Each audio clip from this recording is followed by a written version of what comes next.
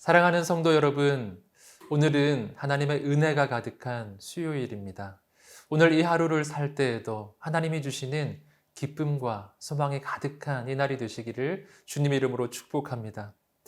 기독교 신앙의 가장 중요한 특징 가운데 한 가지는 하나님께서 우리에게 말씀하시는 분이시라는 것입니다. 그렇기 때문에 우리의 기도는 독백이 되어서는 안 되고 하나님과의 대화이어야 한다는 것이죠. 그분의 음성을 듣고 그리고 그분의 그 음성에 반응하는 것. 이것이 바로 우리의 신앙생활이라고 하는 것입니다.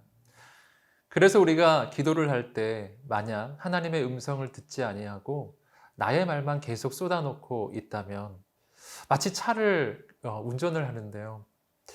차가 앞으로 가지 않고 계속 공회전만 하는 것처럼 그렇게 애는 쓰는데 영적인 진보는 일어나지 않는 것입니다. 사랑하는 성도 여러분, 오늘 이 하루를 살아갈 때 우리에게 말씀해 주시는 그 하나님을 만나게 되기를 소망합니다. 그분의 그 음성을 듣고 그 음성 앞에 순종하며 따라가는 이 하루가 되기를 축복합니다. 오늘 하나님께서 우리에게 주시는 말씀은 신명기 5장 22절부터 33절까지의 말씀입니다. 이제 하나님의 말씀 앞으로 나아가겠습니다.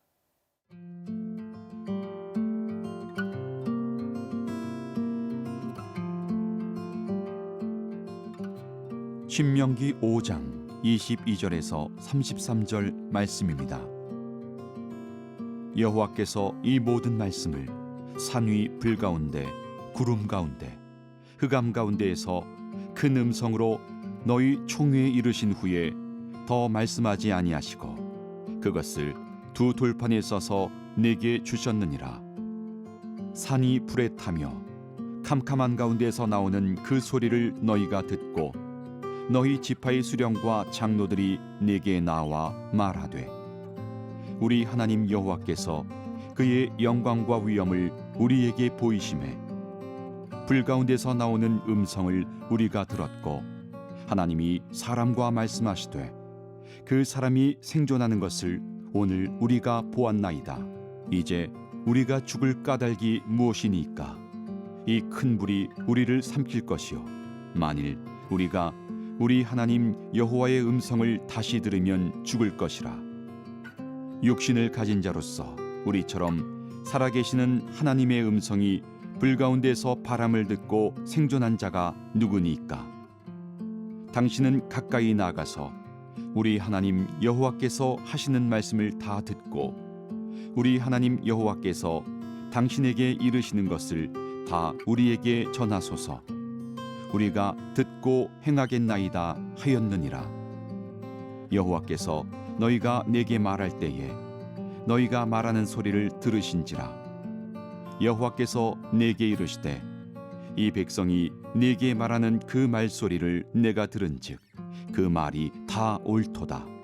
다만 그들이 항상 이 같은 마음을 품어 나를 경외하며 내 모든 명령을 지켜서 그들과 그 자손이 영원히 복받기를 원하노라. 가서 그들에게 각기 장막으로 돌아가라 이르고 너는 여기 내 곁에 서 있으라. 내가 모든 명령과 규례와 법도를 내게 이르리니 너는 그것을 그들에게 가르쳐서 내가 그들에게 기업으로 주는 땅에서 그들에게 이것을 행하게 하라 하셨나니 그런즉 너희 하나님 여호와께서 너희에게 명령하신 대로 너희는 삼가 행하여 좌로나 우로나 치우치지 말고 너희 하나님 여호와께서 너희에게 명령하신 모든 도를 행하라. 그리하면 너희가 살 것이요 복이 너희에게 있을 것이며 너희가 차지한 땅에서 너희의 날이 길리라. 오늘 말씀은 하나님께서 이스라엘 백성들에게 십계명을 주셨던 장면을 모세가 회상하고 있는 장면입니다. 하나님께서 시내산에서 그 십계명을 주실 때 그곳에 정말 하나님의 임재가 있었습니다. 이스라엘 백성들은 그 하나님의 영광의 임재가 너무나 커서 도무지 그 앞에 설 수가 없었습니다. 정말 하나님 앞에서 죽을 것만 같은 그런 마음이 들었던 것이죠. 너무 두려워서 모세에게 이렇게 요청합니다. 우리 함께 하나님의 말씀 26절, 27절 말씀을 읽어보겠습니다. 육신을 가진 자로서 우리처럼 살아계시는 하나님의 음성이 불 가운데에서 바람을 듣고 생존한 자가 누구니까? 당신은 가까이 나아가서 우리 하나님 여호와께서 하시는 말씀을 다 듣고 우리 하나님 여호와께서 당신에게 이르시는 것을 다 우리에게 전하소서. 우리가 듣고 행하겠나이다 하였느니라. 이스라엘 백성들은 자신들은 너무나 두려워서 하나님의 음성을 직접 들을 수가 없으니 모세가 그 음성을 대신 듣고 우리에게 전해달라고 그렇게 요청합니다. 이 요청은 하나님에 대한 친근한 표현은 아니었죠. 하나님을 너무 두려워하는 모습이었습니다. 그런데 참 놀랍게도 이어지는 구절에서 하나님은 이들이 옳다라고 말씀해 주시는 것입니다. 우리 이어지는 구절 28절과 29절 말씀 읽어보겠습니다. 여호와께서 너희가 내게 말할 때에 너희가 말하는 소리를 들으신지라. 여호와께서 내게 이르시되 이 백성이 내게 말하는 그 말소리를 내가 들은즉 그 말이 다 옳도다. 다만 그들이 항상 이 같은 마음을 품어 나를 경외하며 내 모든 명령을 지켜서 그들과 그 자손이 영원히 복받기를 원하노라. 하나님은 말씀하십니다. 이들이 옳다라고 이야기하시고요. 그리고 거기서 한 발짝 더 나아가서 나는 이들이 이와 같은 마음을 계속 품었으면 좋겠다라고 말씀하시는 것입니다. 그렇다면 오늘 하나님께서 이스라엘 백성들이 계속 품었으면 하는 그 마음은 어떤 마음입니까? 그 마음은 오늘 말씀 29절에서 나오듯이 하나님에 대한 경외함입니다. 이 경외함이란 상대가 그저 무섭기만 해서 두려워하는 바로 그런 마음은 아닌 것이죠. 여기서의 이 경외함은 내가 상대하는 대상이 너무나 커서, 너무나 위대해서, 너무 영광스러워서 내가 감히 그 앞에 서기 힘든 바로 그 마음입니다. 마치 우리가 광대하고 아름다운 자연 앞에 섰을 때, 예를 들어 그랜드 캐년 앞에 섰을 때, 혹은 정말 캄캄한 밤하늘에 그 하늘에 아름답게 펼쳐져 있는 수많은 별들을 바라보았을 때, 그럴 때 우리 마음에 드는 바로 그런 마음 말입니다. 우린 그런 것을 경외함이라고 하는 것이죠.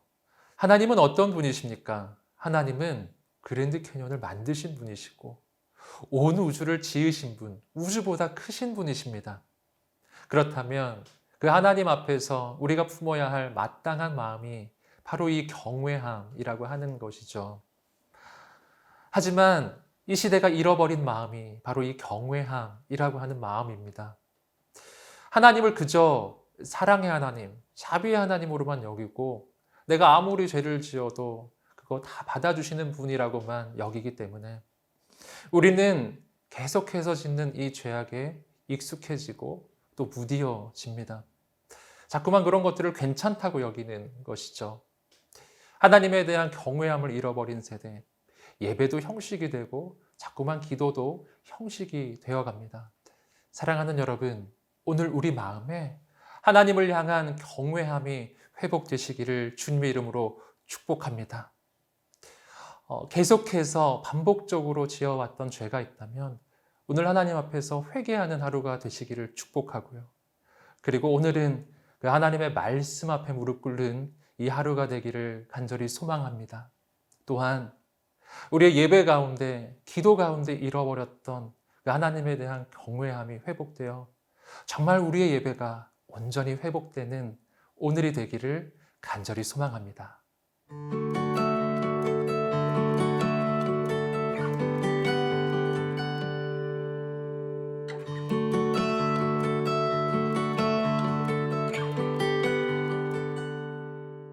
하나님께서는 모세를 통해 이스라엘 백성들이 약속의 땅에 들어갔을 때 어떻게 살아야 하는지를 알려주시기 시작하십니다. 하나님의 말씀 우리 31절부터 33절까지의 말씀을 읽어보겠습니다. 너는 여기 내 곁에 서 있으라.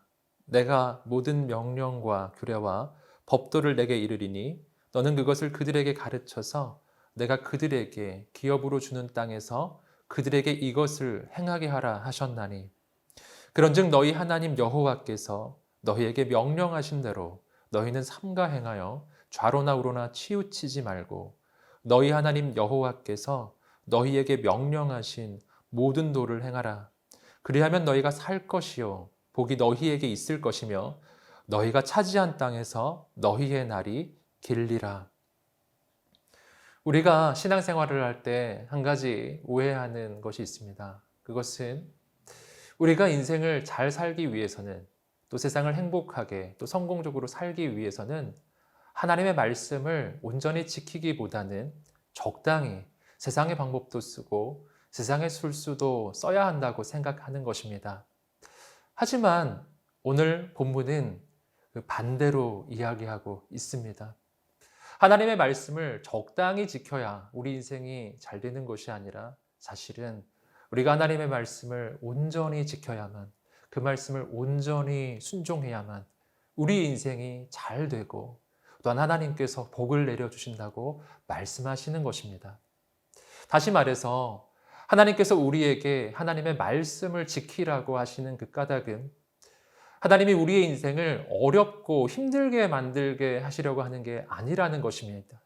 오히려 반대로 하나님은 우리의 인생이 복을 받고 정말 행복하게 또 기쁨 가운데 살기를 원하셔서 그래서 우리에게 하나님의 말씀을 지키라고 말씀하신다는 것입니다.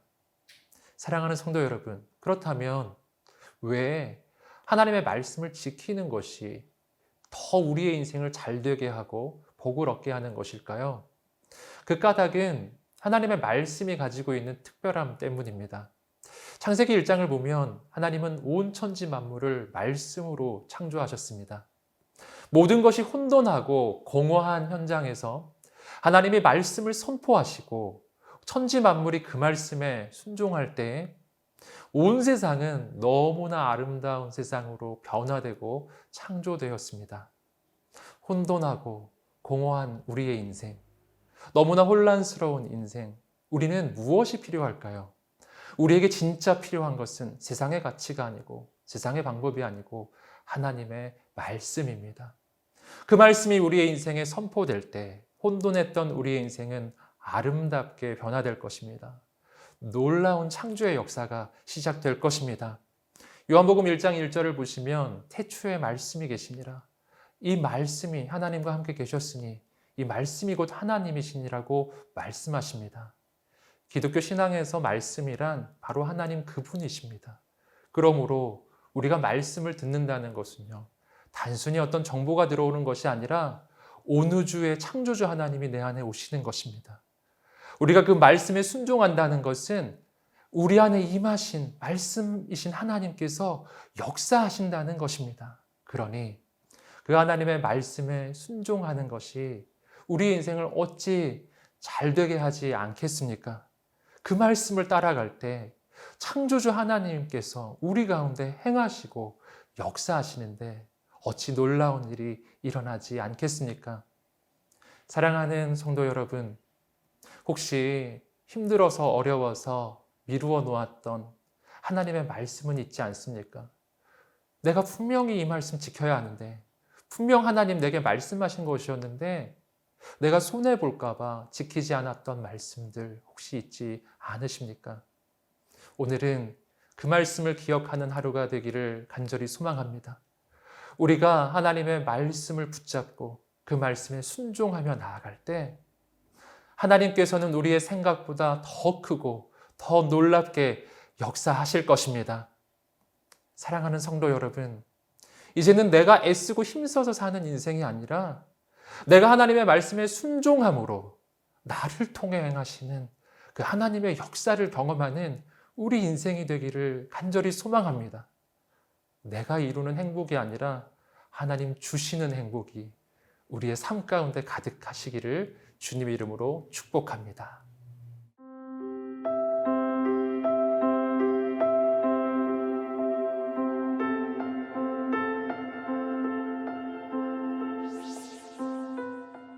오늘 우리가 하나님이 얼마나 크고 놀라우신 분이신지를 깨닫게 하시고 그 하나님 앞에서 마땅히 품어야 할 경외함을 품게 하여 주옵소서. 우리의 인생에 참된 경배가 회복되게 하시고 하나님의 말씀 앞에서 온전한 순종이 회복되게 하여 주옵소서. 우리가 말씀대로 살아갈 때 하나님께서 우리를 통해 행하시는 놀라운 역사를 보는 이 하루가 되게 하여 주옵소서. 예수님의 이름으로 기도드립니다. 아멘.